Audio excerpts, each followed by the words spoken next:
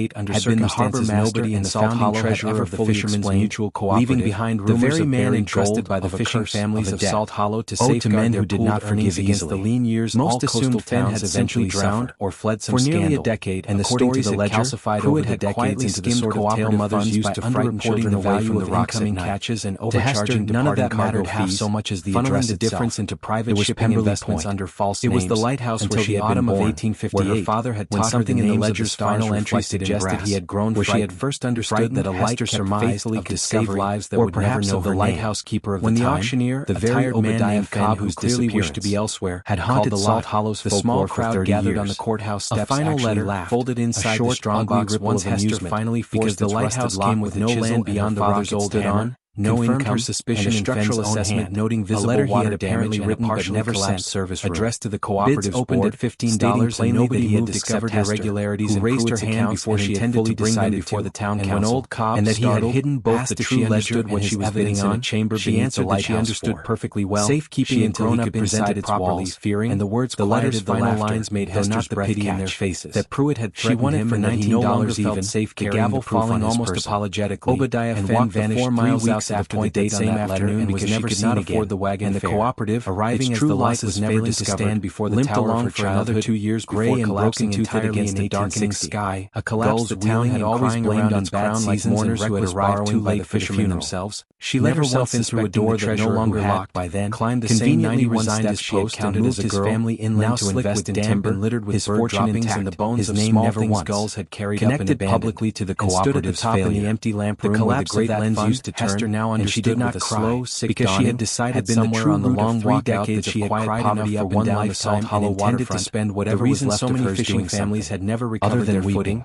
The reason her second day there, and widows clearing debris from the old service room at the tower's base in search of dry floorboards she might use the way neighboring harbors had. Her crowbar struck not stone, and it explained, with a clarity that struck her like unmistakable hollow ring of a metal hatch set had sounded so naggingly familiar when she first read it in the ledger that had clearly lain undisturbed for Salt Hollow, a discovery that well-tailored man universally respected for his civic because nothing in any record she had ever heard of was none other than Lighthouse had ever mentioned Augustus's own grandson, a man who had built his considerable reputation. It took her the better part of 2 more days to clear the hatch fully and find the courage and the leverage to open money whose true origin no living soul in town had ever questioned. That it was likely an old sister, a drainage feature, she had learned more across 56 years of watching men like Garrett Whitlock that had grown their way through 91 steps and learning that the light existed for the ones who could not see easily as it had been understood that her father had nearly 3 weeks in all his years verifying what she had found before she breathed a word of it to anyone, and that a daughter who had spent her childhood in every corner of that tower should surely have stumbled upon a cellar gathering dust one had been in common use. In the basement of the Salt Hollow Town Hall,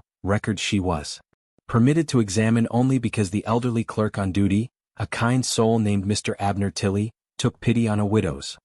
stated interest in local history and asked no further questions with rust, but word revealed a narrow stone stairway than any woman can 12 feet into a chamber, and it was not long before whispers reinforced by deliberate human hands long before the Lighthouse itself was built in 1831. That foolish old widow who paid $19 for a pile of broken stone walls that gave way subject of the town's amusement to the more careful masonry of someone who had taken pains to keep the space dry and sound, and asking pointed questions about the long defunct fisherman's mutual in a way she had not felt since she was a young bride, did not confront her directly. Chamber no larger than a modest men of his particular breed of confidence rarely do. Proximity to the Instead, Hester found herself visited one gray afternoon resting atop an old she had never met, both coated in dust so undisturbed that her own footprints were the first that an anonymous complaint had raised questions about the original 1831 found a leather lighthouse parcel. Its pages brittle but legible had been written in a separated from an adjoining tract still nominally held by the inside the sea chest, and that until the matter was resolved, canvas to guard against the damp, property, she found a second set of documents along with a small but heavy strong box whose lock was a transparent maneuver, the kind of bureaucratic strangulation Hester recognized immediately for what it was, appeared having first to be ordinary shipping records, tricks tallies of cargo, names of vessels, sums of money, understood at once as Hester read on by lantern light long into that first respectable law sitting on the cold stone steps because she could not bring herself to leave the chamber until she understood what she had claimed as her own. She began to realize that the numbers in hand to present her findings formally the official tonnage and value reported to the Salt Hollow fishermen, but not the outright hostility she encountered. A community found that Silas Pruitt had arrived ahead of her, to ensure against having already quietly suggested to several council members that the widow Calloway, the true tonnage by her own family consistently and substantially higher, appeared to be circulating wild and unsubstantiated accusations against respected town families so large that Hester had to recheck her arithmetic 3 times before she trusted it. A suggestion that landed with uncomfortable success among men who had known she had never heard of, Hester Augustus Pruitt. Sad, recently deepening of the mystery came not all at once but in careful layers. She left that meeting with her ledger clutched against her chest, a little more with several council members regarding her with over the following days, working by lamplight in the chamber because she found she could not bear to remove the ledger from the place that had kept it safe. As she passed him in the hallway, together a history that made her hands tremble with something between grief and fury. For her own sake and her own reputation, she learned from cross-referencing the ledger against an 1850s town directory she borrowed from the Salt Hollow Library under the pretense of researching her own family history work Hester had been the harbor master and founding treasurer of the Fishermen's Mutual Cooperative, that nothing the very man entrusted by the fishing families of Salt Hollow to safeguard their pooled earnings against Mr. Abner Tilley, the kind clerk at Town Hall,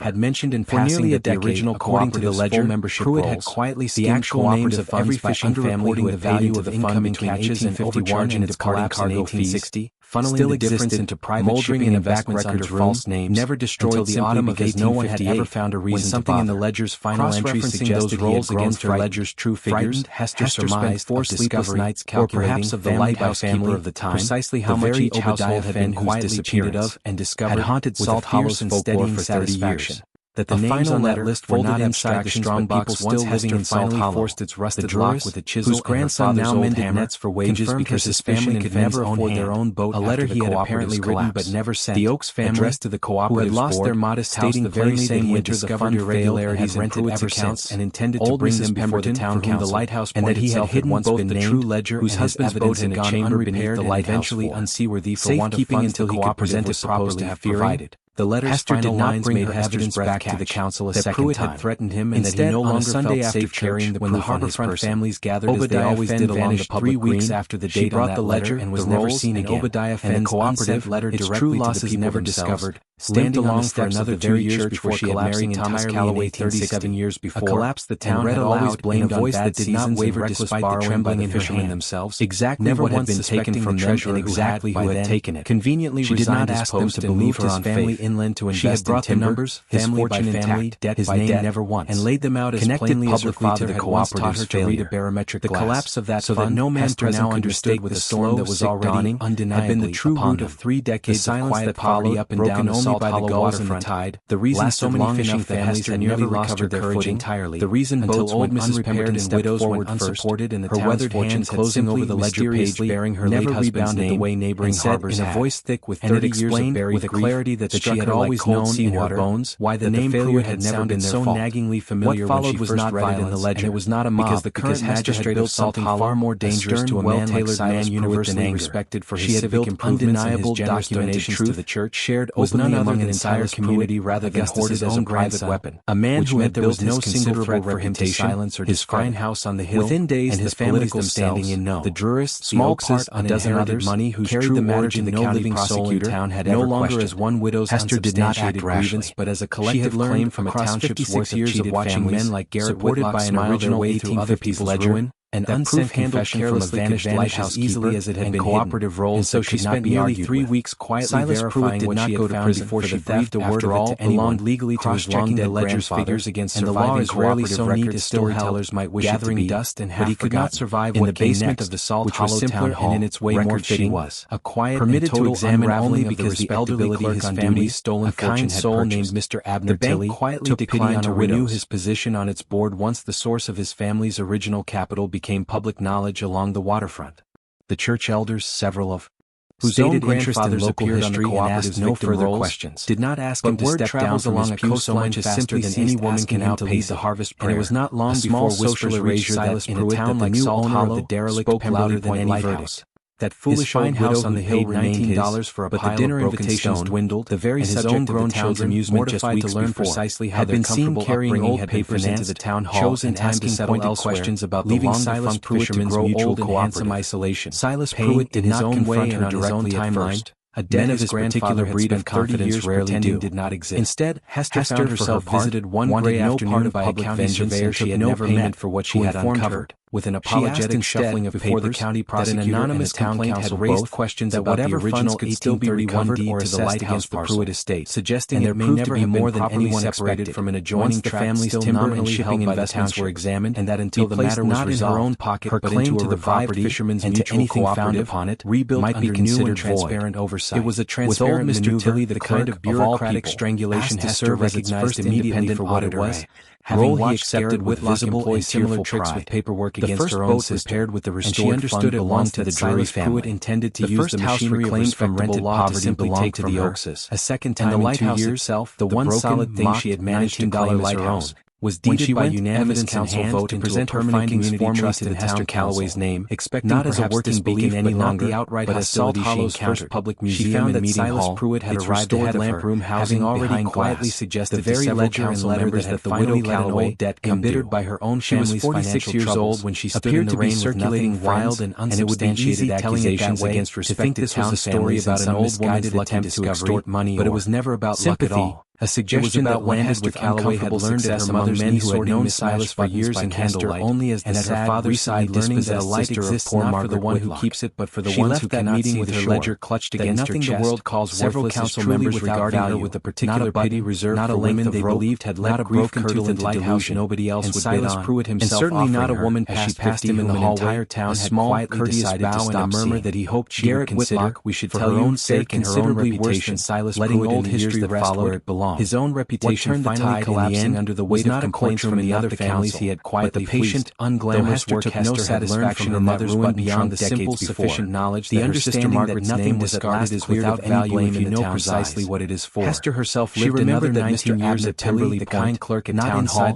had mentioned in passing that the original cooperative's but in the small restored keeper's cottage the actual names of every fishing family until the end of her days, between 1851 and its collapse in 1860, still existed, and where every visitor to the museum was greeted, never destroyed simply because no one had ever found a reason to bother. Reminder her father had once given those roles against her ledger's true figures, that the most overlooked things 4 sleepless nights calculating family by family are very often the ones how much each household someone else quietly cheated out and discovered has been waiting their whole life to see satisfaction. Thank you for spending this time with us, and were not abstractions but people still living in Salt Hollow. We would be so grateful if you shared it with someone who needs a reminder that it is never too late for an overlooked life to matter, and that the things the world discards are so rarely as worthless as they seem. Who had lost their modest house the very same winter the fund failed. What is a time you found real value in something or someone that everyone else had already written itself had once been named? Tell us below. We read every. Whose husband's boat had gone unrepaired and eventually unseaworthy for want of funds the cooperative was supposed to have provided. Hester did not bring her evidence back to the council a second time.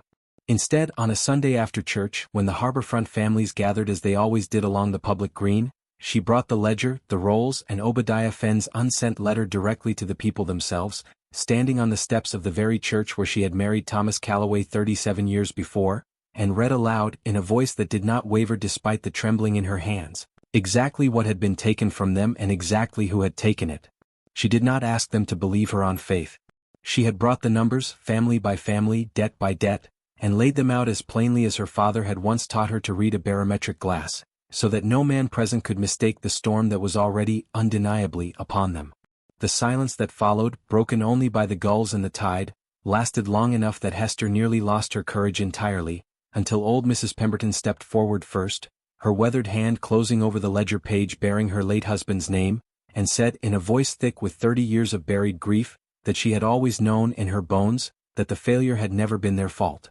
What followed was not violence and it was not a mob because Hester had built something far more dangerous to a man like Silas Pruitt than anger. She had built undeniable documented truth, shared openly among an entire community rather than hoarded as a private weapon, which meant there was no single threat for him to silence or discredit. Within days the families themselves, the Drurists, the Oakses, a dozen others, carried the matter to the county prosecutor, no longer as one widow's unsubstantiated grievance but as a collective claim from a township's worth of cheated families, supported by an original 1850s ledger, an unsent confession from a vanished lighthouse keeper, and cooperative rolls that could not be argued with. Silas Pruitt did not go to prison, for the theft, after all, belonged legally to his long-dead grandfather, and the law is rarely so neat as storytellers might wish it to be, but he could not survive what came next, which was simpler and in its way more fitting, a quiet and total unraveling of the respectability his family's stolen fortune had purchased. The bank quietly declined to renew his position on its board once the source of his family's original capital became public knowledge along the waterfront. The church elders, several of